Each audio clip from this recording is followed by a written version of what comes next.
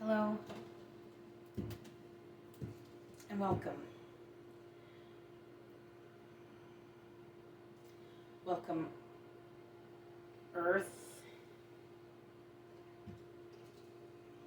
Welcome, air.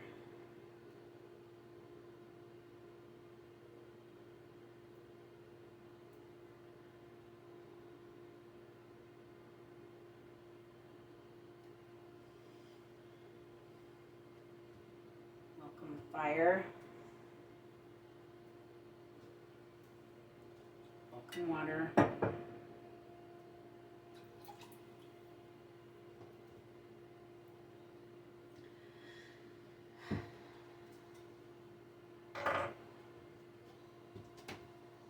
Welcome, south.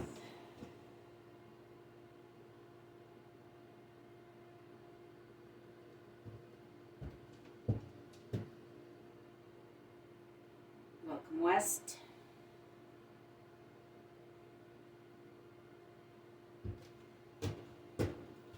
Welcome, north.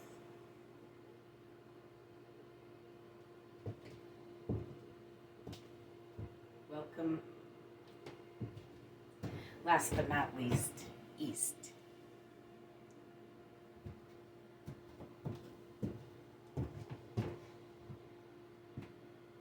We're gathered here today to say goodbye to our dearly departed loved ones.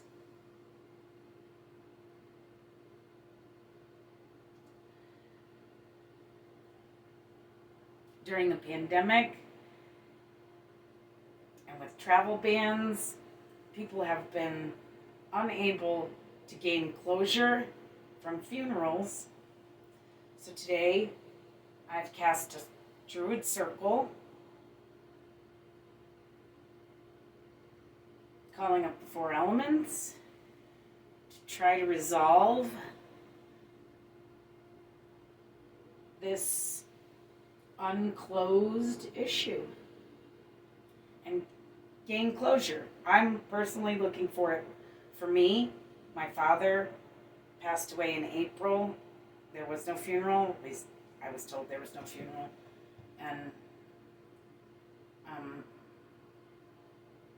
two of my exes passed also, and I wasn't able to go to any funeral. There wasn't a funeral for any of them. So I feel like we all need closure because I wasn't the only one who missed funerals. So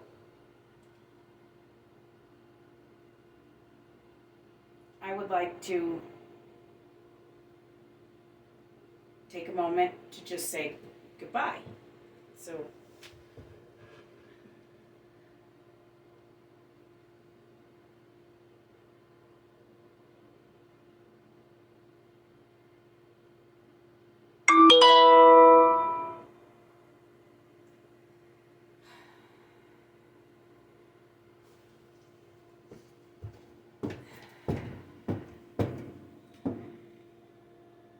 okay, just wanted to check why that noise was happening.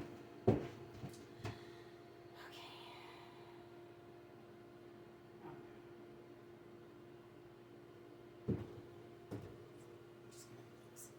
Circle.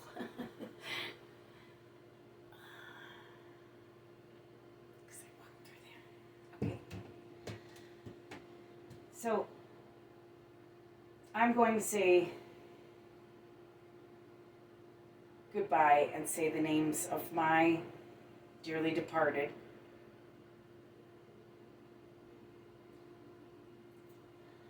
And then I'm going to leave space for you at home to say goodbye to your dearly departed. So here we go.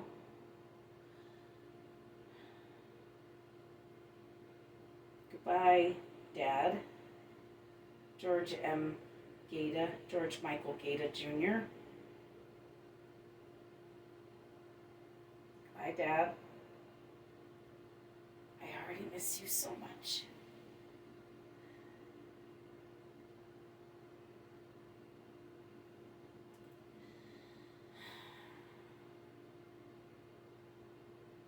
Timothy Patrick Quinn. Goodbye. Gandalf O'Doherty. Goodbye.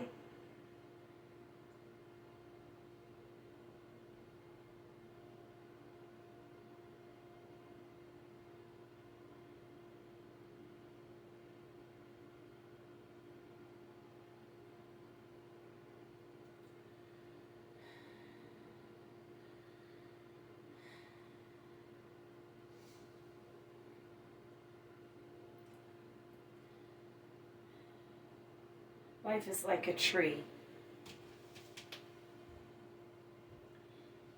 And this, but just a season in the life of the soul. And so, the soul will go on. The souls of our dearly departed, they go on. Like a tree, the souls of our dearly departed will have a spring again, just in some other form.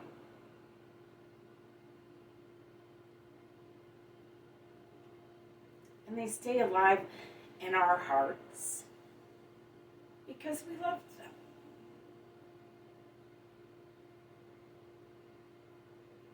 And love doesn't die.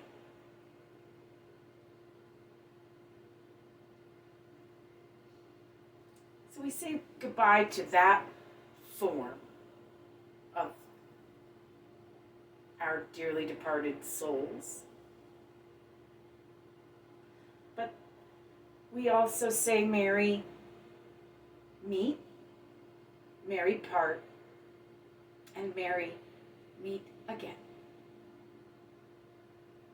So mote it be, and blessed be.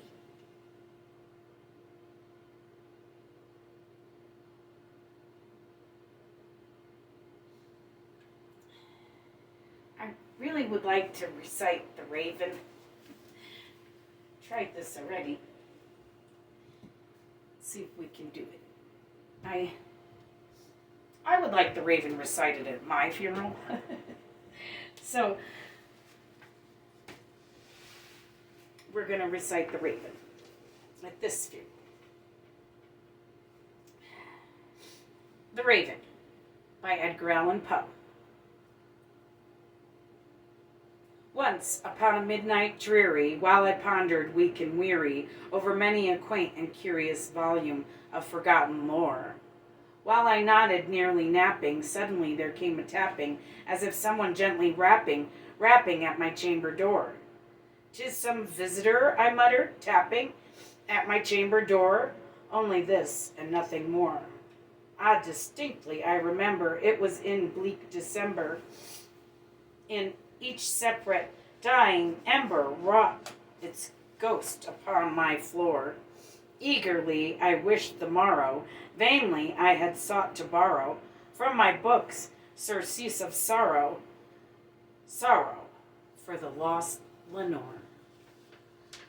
Excuse me. For the rare and radiant maiden whom the angels name Lenore, nameless here forevermore.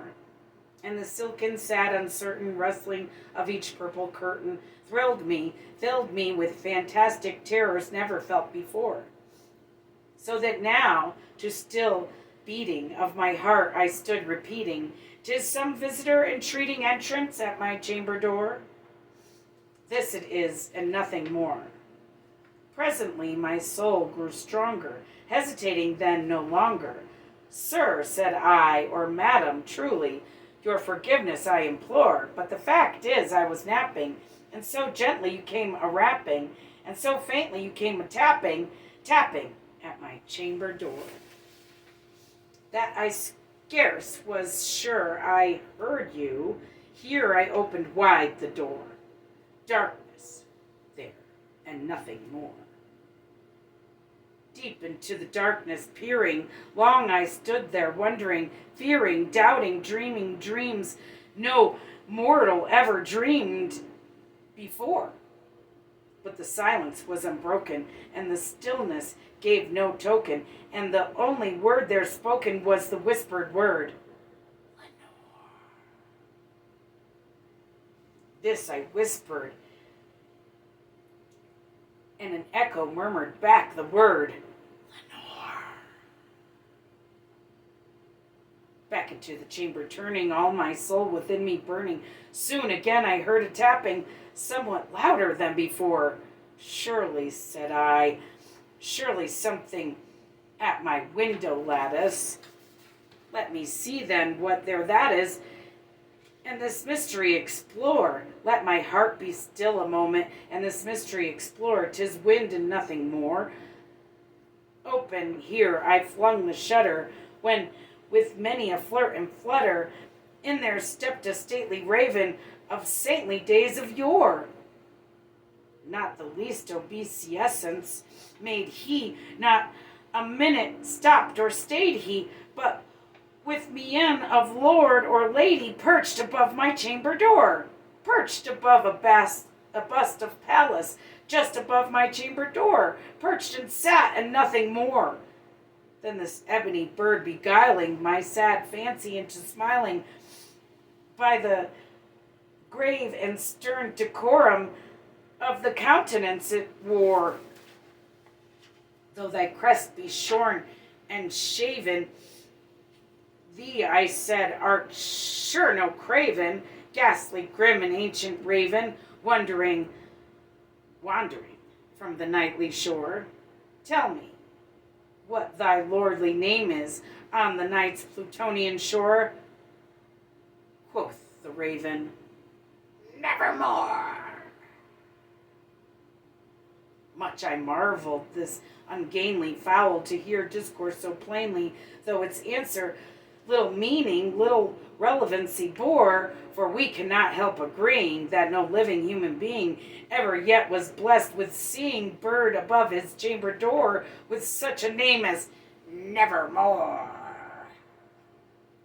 But the raven sitting lonely on the placid bust spoke only that one word, as if his soul in that one word he did outpour. Nothing further than he uttered, not a feather than he fluttered. 'Tis I scarcely more than muttered, Other friends have flown before. On the morrow he will leave one, as my hopes flown before. Then the bird said, Nevermore.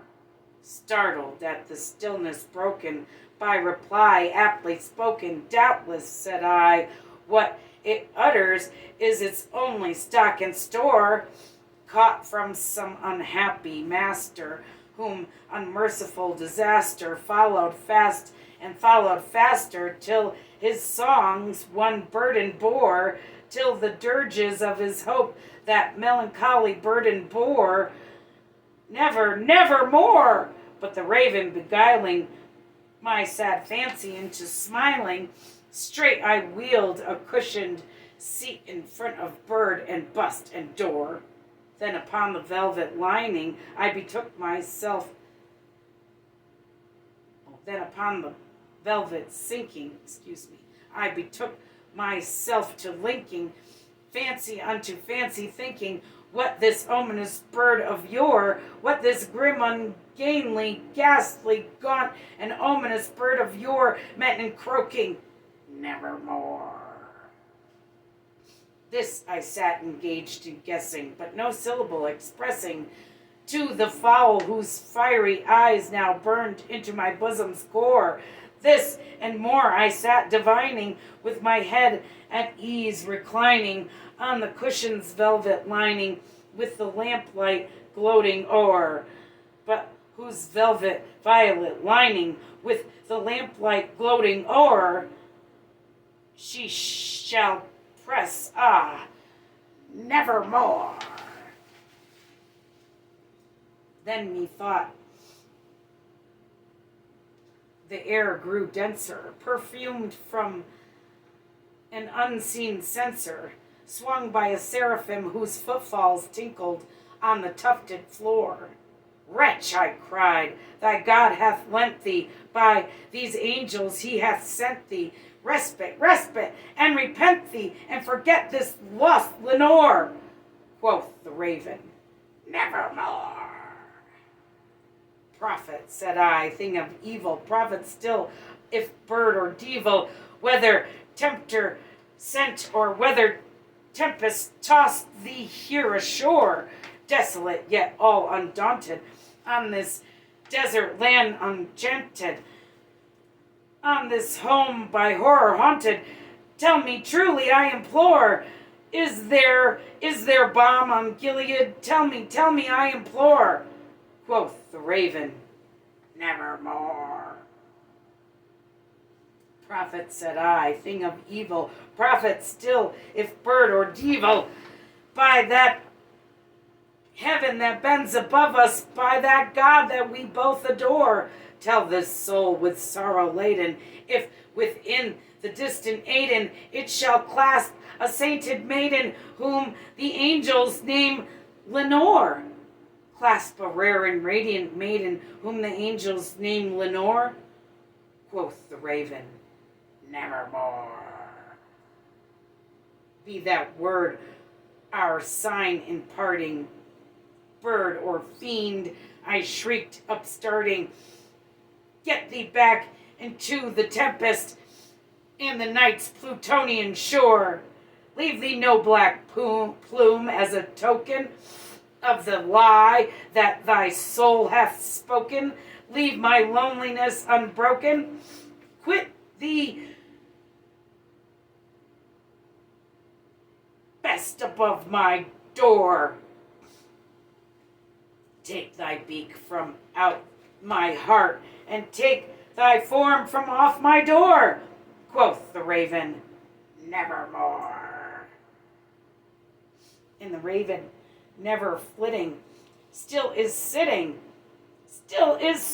on the pallid bust of Pallas just above my chamber door, and his eyes have all the seeing of a demon's that is dreaming, and the lamplight o'er him streaming throws his shadow on the floor, and my soul from out that shadow that lies floating on the floor shall be lifted nevermore.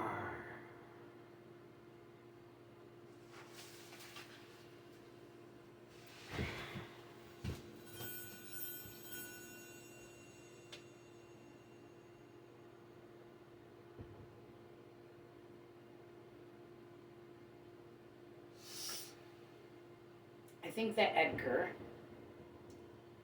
with the poem The Raven, was trying to create closure for other people with that poem. I think it was meant for funerals. And I think it was meant to make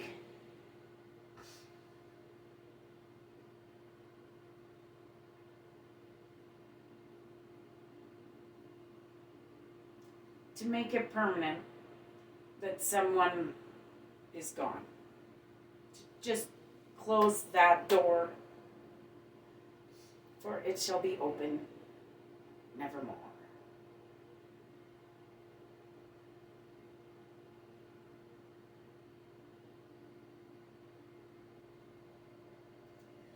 Blessed be our departed loved ones.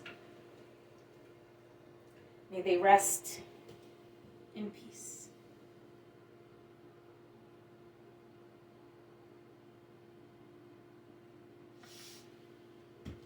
Thank you, Earth. Thank you, Air.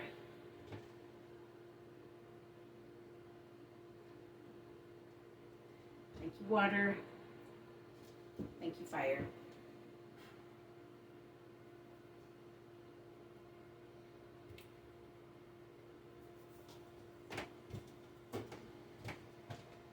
Thank you,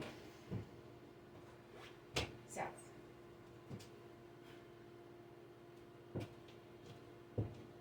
you, west. Thank you, north.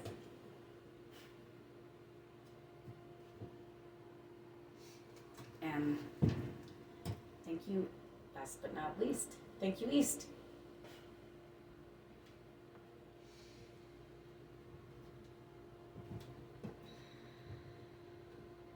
Blessed be.